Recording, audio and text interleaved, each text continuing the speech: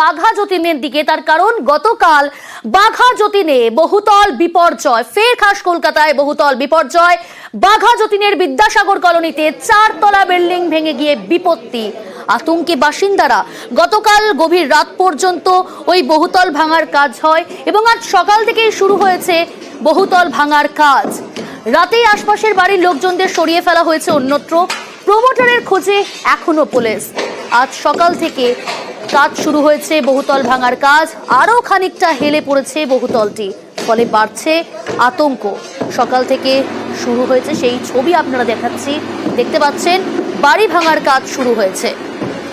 সরাসরি রয়েছে আমার সঙ্গে পারাদীপ প্রতিনিধি। পারাদীপ, এই যারা ভিটে মাটি হারিয়ে আজ সর্বশান্ত, আচমকা সর্বশান্ত হয়ে গেলেন, সেই সমস্ত ভিটে হারানো আবাসিকদের ভবিষ্যৎ কি?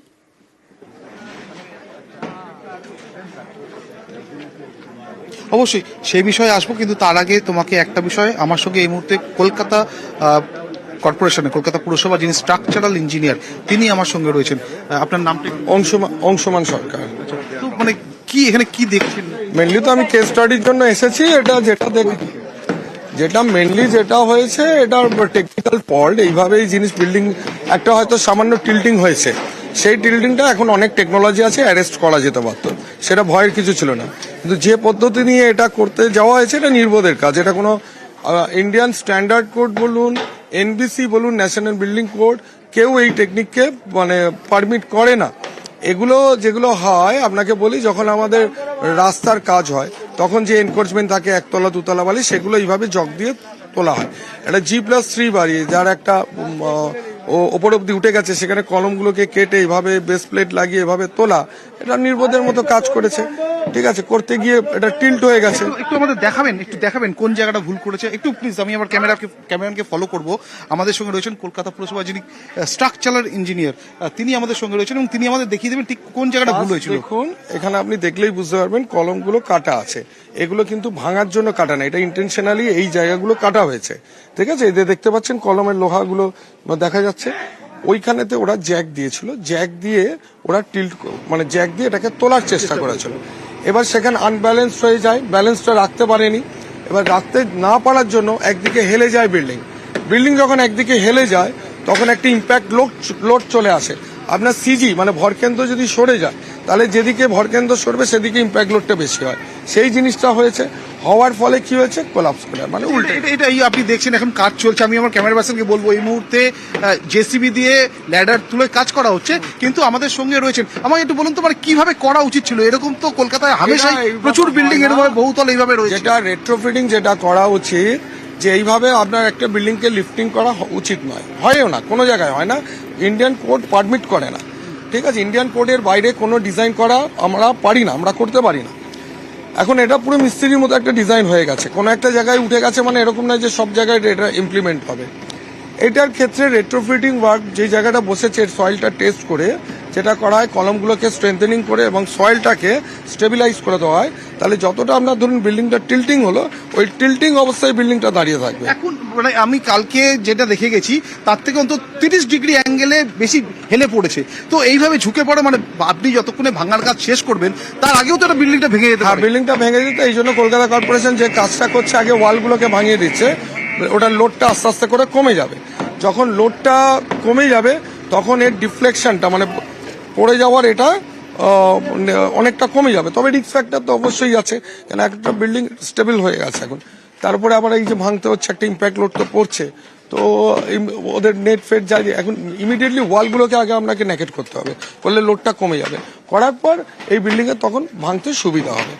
এখন মুহূর্তে কিন্তু আশেপাশের বিল্ডিং যারা আছে, ওই বাড়িতে যারা থাকে, তাদের ভ্যাকেট করে দেওয়া এই মুহূর্তে উচিত।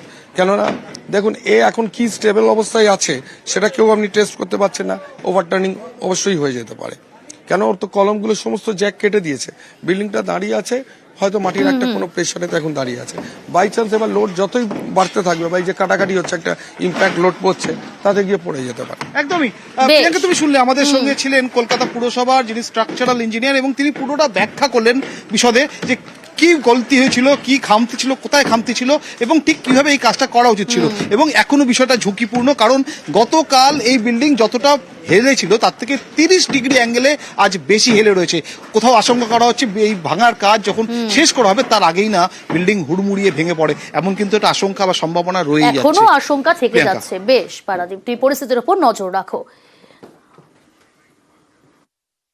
এখানকার সয়েলগুলো তো অত টাইট নয় এগুলো, কারণ এইগুলো ওই কনস্ট্রাকশনটা যেটা হয়েছে তারা 50% অফ ল্যান্ড ওটা একটা ডোবা ছিল, আমরা ইনবর্ন এখানে দেখেছি। সাঁকোটা ছিল জাস্ট এই যে আপনি সেটা দেখতে পাচ্ছেন, জেসিবিটা সামনে দিয়ে ওই একটু আগিয়ে গেলে ওখান থেকে সাঁকোটা ছিল। মানে এইরকম দুর্ঘটনা ঘটবে একটা, এইটা তো খুবই আতঙ্কিত। এবং পাড়ার আশেপাশে লোকরা, আমার মিসেস এবং আমার বাড়িতে যারা রাত্রিবাস করেছেন তারা ঘুমোতে পারেনি। দেখুন, গতকাল বাঘাযতীন বিদ্যাসাগর কলোনি, সেখানে যে বহুতলটা ভেঙে গিয়েছে সেখানে 8টি পরিবার থাকতো এই বহুতলে। তার আগেই সরে যায়, গত 1 মাস আগে থেকেই তারা সেই বহুতল ছেড়ে অন্যত্র ভাড়া নিয়ে থেকেছিলেন, কারণ বহুতলটি বাঁকে যাচ্ছিল, হেলে যাচ্ছিল, সেটাকে সোজা করার জন্য, যদিও সেই বিপত্তি আটকানো গেল না। কিন্তু এই বহুতল ভেঙে ক্ষতিগ্রস্ত তো হয়েছে পাশের বাড়িও, তাই খালি করা হয়েছে একতলা বাড়ি। কিন্তু সেই বাড়ির সদস্যরা যথেষ্ট আতঙ্কে রয়েছেন। সুদীপ্ত রয়েছে আমার অপর প্রতিনিধি সরাসরি সেখান থেকে। সুদীপ্ত, বহুতল হেলে গেছে এবং হেলে গিয়ে একটি পাশের বাড়িতে, খুব স্বাভাবিকভাবে সেই বাড়ির সদস্যরা আতঙ্কে রয়েছেন। তারা কি বলছেন, তারা কতটা আতঙ্কিত, এবং তা ইতিমধ্যেই আমরা জানি এখনো পর্যন্ত অভিযুক্ত প্রমোটার, তার কোনো খোঁজ পাওয়া গেল না, এখনো পলাতক।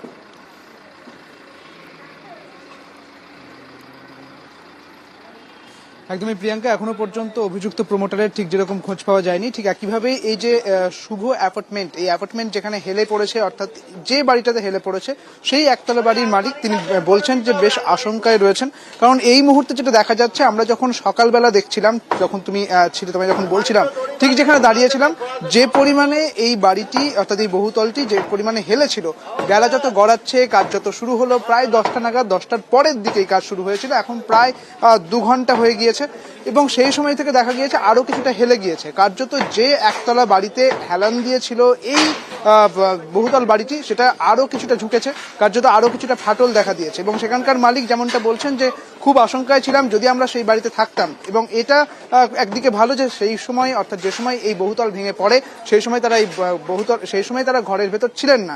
এবং তারা বলছেন যদি ঘরের ভেতর থাকতাম তাহলে যে কি হতো। এবং আরো একটা বিষয়, যদি ওই একতলা বাড়িটা না থাকতো তাহলে পরে আরো একটি বাড়ি রয়েছে, আমি আমার ক্যামেরা পার্সন বিপুলকে দেখাতে বলবো।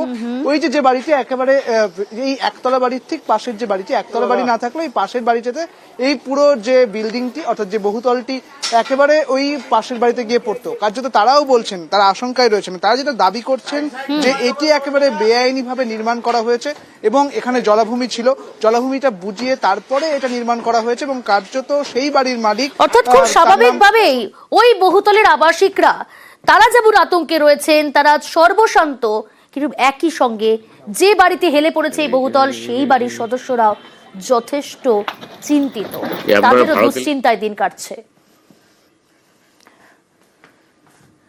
বহুতল তো ভেঙে গিয়েছে, কিন্তু কি কারণ বলা হচ্ছে, বিশেষজ্ঞরা বলছেন জলা জমি ভরাট করেই বহুতলে বিপদ। বাঘাযতীনে বাড়ি ভাঙা নিয়ে দাবি করা হচ্ছে পুরসভার তরফ থেকেও। বাড়ি লিফটিং করায় বাড়ে বিপত্তি, নরম মাটিতে নির্মাণের ফলে হেলে পড়েছে বাড়ি, নরম মাটিতেই সমস্যা বলে দাবি করা হচ্ছে। এই বাড়িটা 10-11 বছর আগে হয়েছে নরম মাটির ওপরে। এমনি কলকাতার মাটিই নরম, একটু টিল্টেড কন্ডিশনে ছিল বহুদিন ধরেই। আমাদের দেশে কিছু এরকম অর্গানাইজেশন আছে যারা হরিয়ানা বা দিল্লির অধিকার বাড়িকে তলা থেকে ফাউন্ডেশনের তলায় জ্যাক দিয়ে তুলতে চাইছে। আসল কথা এটা যখন তুলতে হবে অনেকগুলো জিনিস দেখতে হবে। একটা হচ্ছে যেখানে জ্যাকটা বসানো হচ্ছে, এই যে জ্যাকের ছবিটা ইটের গাঁথনি করে তার উপর বসিয়ে এখান থেকে বাড়িটা কেটে দিয়ে ওপরে তোলা হচ্ছে। তুলতে গিয়ে সব জ্যাক একসঙ্গে কাজ না করলে দেখতে পারে, চারিদিক থেকেই জ্যাক দিয়ে তুলতে হবে, একটা দিক ধরে তুললে হবে না, অথবা এখানে একটা দিক ধরে তুলতে গেছিল। এই কাজটা করতে গেলে যা যা প্রিকশন নেওয়া উচিত সেটা না নিয়েই কিন্তু সারা ভারতবর্ষ হবে এই ধরনের কোম্পানিগুলো কাজ করে যাচ্ছে। এরা কিন্তু মিউনিসিপ্যালিটিতে কোনো নেয় না। কলকাতার মাটিকে বুঝতে হবে, সহজে এগুলোকে ঠিক করা যাবে না। এই ধরনের কোম্পানিগুলো কি করছে, তারা খুব শক্ত সয়েলে, দিল্লি যেমন বা হরিয়ানা, ওই সমস্ত জায়গায় মাটি অনেক শক্ত, সেই সমস্ত জায়গায় বেশ কিছু এক্সপেরিমেন্টাল কাজ করে সাকসেস হয়েছে, তারপরে তারা ভাবছে সব জায়গায় হবে। দেখুন, এই বহুতলে 8টি পরিবার থাকতো, তার মধ্যে অনেকেই নগদ কিংবা লোন নিয়ে ফ্ল্যাট কিনেছিলেন। তার মধ্যে একজন অনির্বাণ মাইতি প্রায় 15 লক্ষ টাকা ঋণ নিয়ে ফ্ল্যাট কিনেছিলেন তিনি। 3 তলার 6 নম্বর ফ্ল্যাটটি তার গলা অবধি ঋণ, অর্থাৎ লোন নেওয়া, মোটা টাকার লোন নিয়েছেন ব্যাংক থেকে। কিন্তু একটা প্রশ্ন, কলোনির জায়গায় সেখানে এরকম বহুতল, সেখানে কিভাবে লোন পেলেন তিনি তা বলছেন ব্যাংক জানে, তবে ভিটে হারিয়ে চোখে জল অনির্বাণ। বাঘাযতীনের যে বহুতল ভেঙে পড়েছে, সেই বহুতলের 3 তলার 6 নম্বর ফ্ল্যাটের মালিক অনির্বাণ মাইতি এবং তপতি মাইতি এই মুহূর্তে নিউজ 18 বাংলায় সরাসরি রয়েছেন। আপনাদের 3 তলার বাড়িটা মূলত? হ্যাঁ, আমাদের 3 তলা বাড়ি। লোন নিয়ে বাড়ি করেছিলেন তাই তো? হ্যাঁ, আমি কিনেছিলাম 1 বছর আগে কিনেছিলাম। কত টাকা লোন নিয়েছিলেন?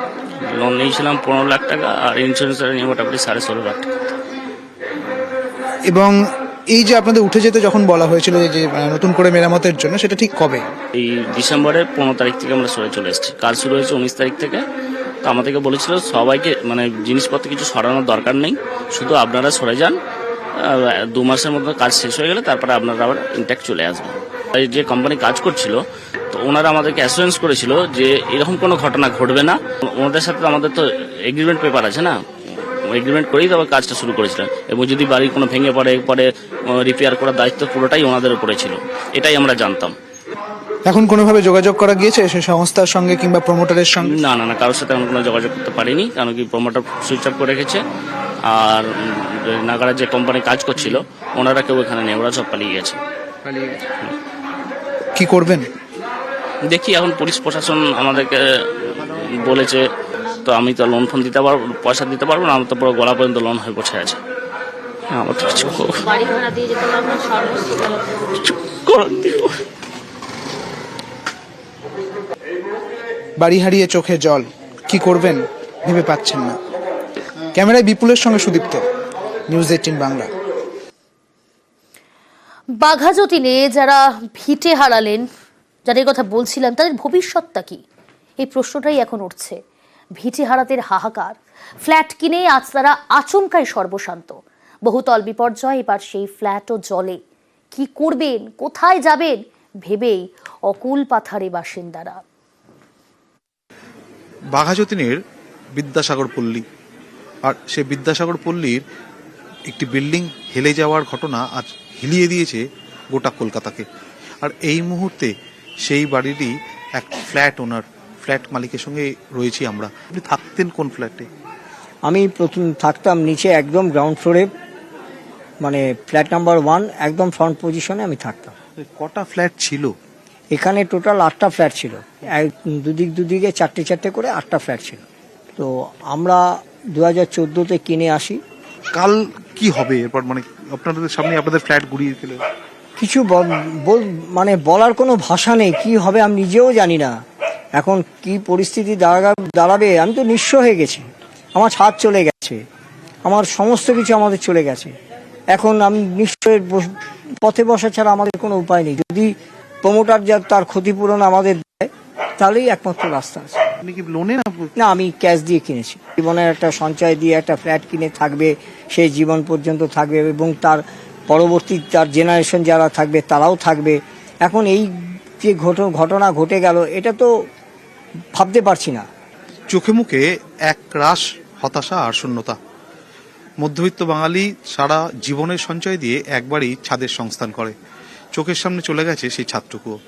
মানুষগুলো আগামীকাল কোথায় থাকবেন, কোথায় দিন গুজরাবেন, রাত গুজরাবেন, এখনো সেটা ভরা অনিশ্চয়তায় ঘেরাটোপে। ক্যামেরায় সোমেন দাসের সঙ্গে পারাদীপ ঘোষ, নিউজ 18 বাংলা, কলকাতা।